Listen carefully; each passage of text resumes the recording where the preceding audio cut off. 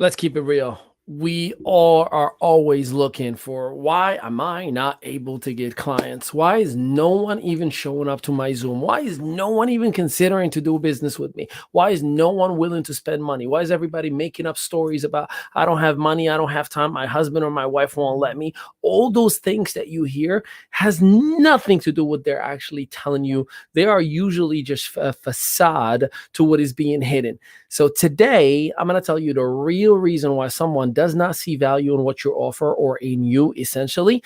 And I'm also going to tell you a couple of fixes that I implemented in my business to be able to do the things that I do every single day. This is the ME Show. I've been caught up since the day that we met, and you haven't seen the best of me yet.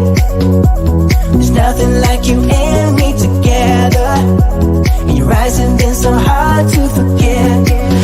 But there's something you're trying to hide. There's something you're keeping inside.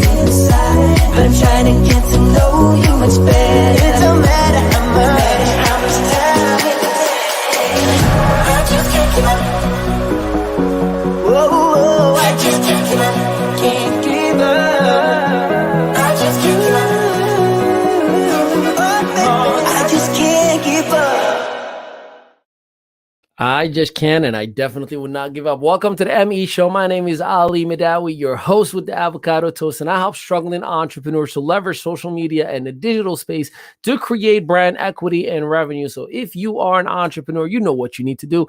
Make sure you let us know in the comment. We'd love to connect and engage and interact with you, and of course, give you a shout out as well. So let's get into today's topic and talk about the real reason why someone does not see value in you. So let me just start by saying it's not that you don't have something to offer. It is simply that the person you're talking to is either the wrong person to talk to, and or you're speaking a language that is foreign to that individual. Have you ever been in a room where somebody speaks a different language outside than your own, and then you were just standing in there and you're like, I'm sorry, I don't understand. In my case, I've been in the United States for 19 years and I've been blessed to be here all these amazing, crazy, happy, incredible, positive years. But the one thing that I can tell you, when I came in here, I didn't speak a word of English. So I was nice the people who were nice to me, and as positive and as enthusiastic and as much as they tried to include me in their conversations,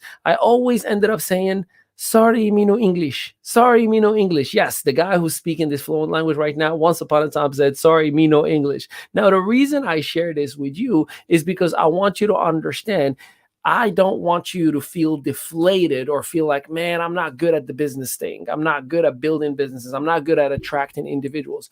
You just have not developed the proper language so that individual whom you're talking to is the right person. Let me give you an example I like to give my students 100% of the time when I work with them.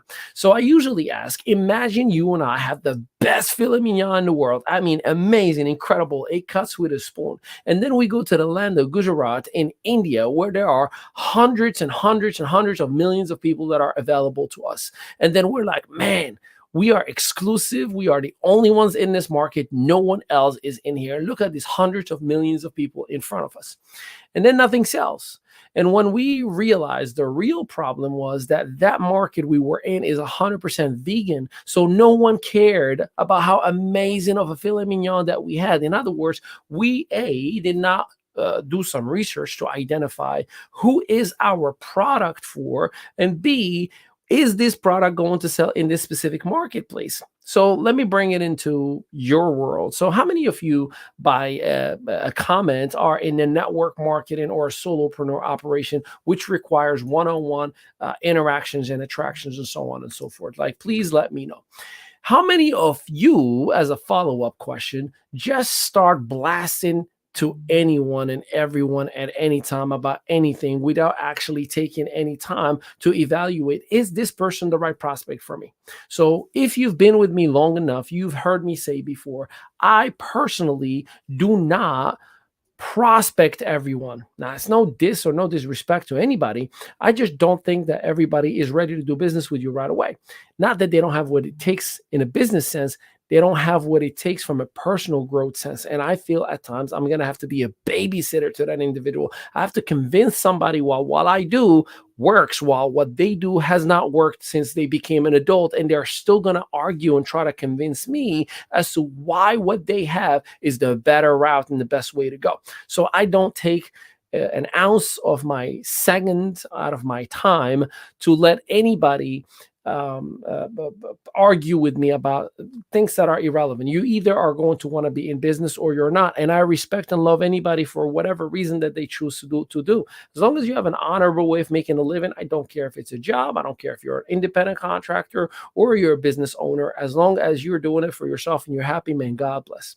So, in network marketing or the solopreneur world, many individuals, unfortunately, they just start talking to anyone right away about their business. They don't take the time to do a meet and greet. They don't take the time to evaluate who this person really is. Is this person the right person for me? Does this person and I align when it comes to our core values? And many times out of desperation, especially in the solopreneur and network marketing world, people don't even care. They're like, I just want somebody to listen to me. And that lack of understanding that you're doing more harm to you and to your business than you are doing good.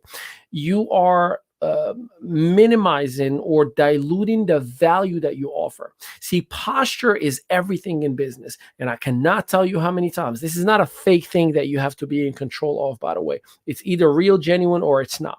So posture is a real thing where you know what you have, you know what you represent, and you are in control of the narrative. Now, it doesn't mean you have to be an aggressive and saying, I'm not answering none of your questions. No, that doesn't work like that.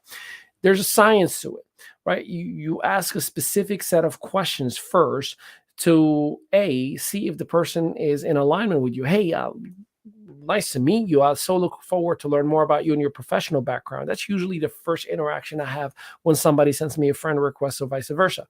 And I wait to see how they respond. Sometimes they say, looking forward to learning more about you as well, Ali. I'm like, well, if you're open to it, I'd love to do a virtual coffee whenever the time is right for you. We can do a 20-minute virtual chat and kind of learn a little bit about what you do, and definitely would love to share with you what I do. Now I open the doorway to an interaction with that individual, a dialogue, if you will. Now, again, I'm still emphasizing this is a meet and greet for me to pre-qualify the person if they are the right person. I cannot tell you how many times I got on a meet and greet and I never mentioned anything business when they're like, so what do you do? Oh, I just do public speaking for the most part.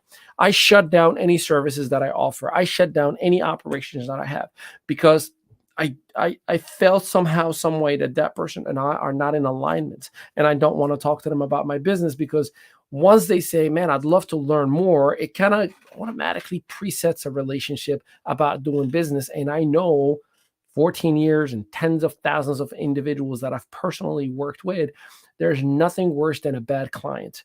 And a bad client is someone, and I'll give you an example of a bad client, is someone who says, I paid, therefore you're supposed to build my business for me.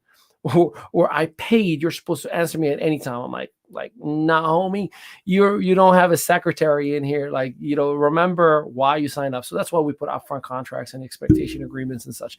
But in any case, the main thing is when I meet with the person on the meet and greet, I'm going to give you my secret sauce. You ready for it? If you want to know what the secret sauce is, here it comes. And I hope you're going to utilize this because it made a huge difference for me in my business over the years.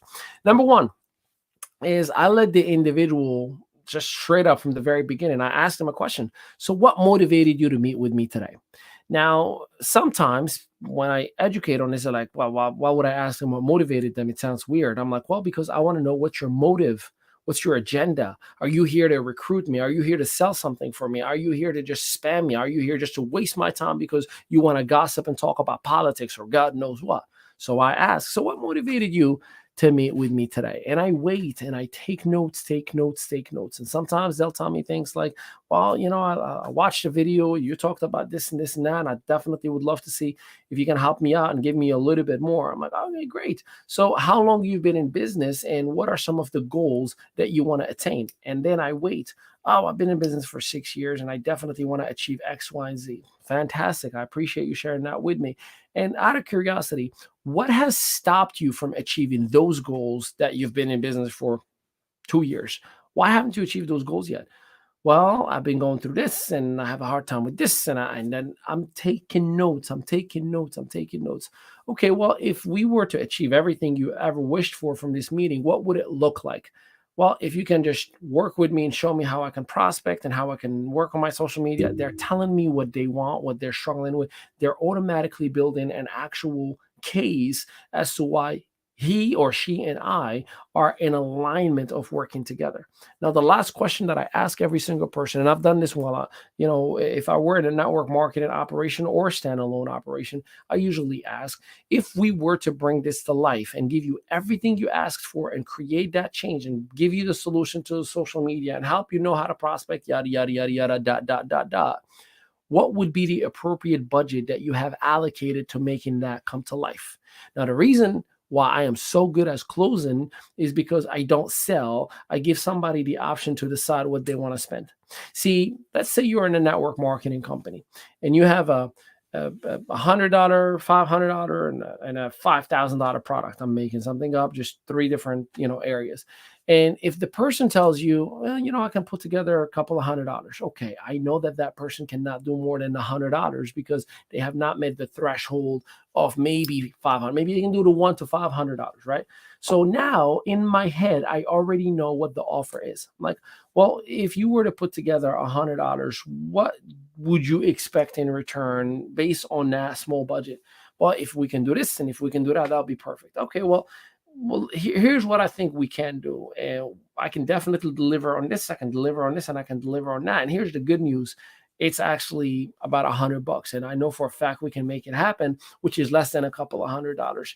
If I were to provide that to you today, would you move forward right here, right now? As it's not a couple of $100, it's only 100, just to honor what you requested. See how I already am in the closing mode just from an initiation. But the secret sauce is, think about it. When you go to the doctor, they ask you what hurt, when did it start hurting, where were you, what did you eat? That they ask all these questions to identify the symptoms that will make them realize what the right remedy, medicine, treatment, whatever it may be, that you are to be receiving from them. Same exact thing in here. Call me Dr. Ali from now on. So making sure that you are asking the proper questions allows your client or prospect or potential representative or whomever the individual across from you to build a case for themselves as to why they need what you have. And you absolutely 100% are sitting in a chair full of leverage because you're not selling, you're consulting, you're advising, you're providing data and information, and the person himself or herself are going to literally tell you what they want. I'll leave you with this last example. Think about it like this: when you go to a restaurant and you sit in a restaurant, the server asks, what would you like to drink? Then you choose what you want to drink. They bring it. Then they ask, you guys ready for some appetizers? And then they ask, what were you thinking for an entree? By the way, we have a very fantastic special, but I'll let you choose. Give me an idea. What are you in the mood for? Meat, steak, chicken, seafood? And they are building an actual case for you, but you're deciding this whole time. But they were just asking questions to trigger the right answers and the right path to ringing in more orders, ringing in more orders. And at the end, they just drop a check in front of you and you pay for it. You don't say, how much was it? You just pay for it. You don't say, how come? You don't say, why is there a gratuity? You don't say, why is there tax? You just pay for it. This is what we're doing in here. What we are educating on is making sure that you ask the right questions that is allowing your potential prospect to pick and choose what they want at the rate that they want it, at the speed that they want it, at the level of commitment that they want it, and the price tag that they want to spend it for. Now, don't get me wrong. Every now and then you're going to have somebody who's going to say, I have no money at all. It's going to happen. The world that we're living in, unfortunately, is flawed. There are people who are going to waste your time. That's okay. Still be kind, be respectful, be genuine, and advise the individual. Listen, we have a group where we put a lot of free content in, and why don't you just jump on and stay plugged in, stay close to the fire, right? Or hey, I have a video series that I give out to every individual. I'm gonna hook you up and give it to you for free. Take the time to check out such and such and such, and on and on and on and on and on. This is what I do, by the way. I believe that there are a million ways to $1 million, but the one thing, and here is the ninja bonus, if you will. There's one thing that you have to work on that no matter what I'm teaching and educating you on right now, I cannot help you with beside you. And until you overcome and change that, man, scratch everything that I just told you. And that one thing, ladies and gentlemen, you ready for it? Is internal objections. An internal objection is when you come up with the reason / excuse as to why someone would not want to do business with you. They're probably rich. They're probably poor. They're probably busy. They're probably this. They're probably that. They're probably the probabilities that you just create in your own mind. Somebody doesn't show up to a Zoom and you make up excuses for them. Oh, they probably forgot. Nah, I'm sending an email to that individual. Hey, it doesn't seem like you are the kind of person who would do a no-show on an important meeting as I moved my whole day and my whole schedule just to meet up with you. I'm sincerely hoping that everything is okay, as the only reason that you didn't show up is I would anticipate that something bad really, really happened. I look forward to hearing from you soon. Posture, because I would never disrespect anybody, and I don't expect anybody to disrespect me. Posture. I know what I have, therefore I'm going to protect it. And how do I protect it? By not diluting its value. There are people who are paying a lot of money for what we provide. So guess what? Only the finest are going to get it in order for me to honor those who we are already doing business with. So again, I hope this message has been received with the same amount of love that we provided it for you. I pray that you are doing the right thing for yourself, that you are considering doing business the proper way with the right business etiquette, with the right integrity, and of course doing it with the same professionalism that someone that is very successful is doing with you each and every single day. I appreciate it and I love you. Tomorrow we have a very, very, very, very special show at 6 p.m. Eastern Standard Time. It is a Mother's Day special. That's right. The ladies about to take over tomorrow. I hope you're ready for the heat. I'll see you tomorrow. Have a blessed day.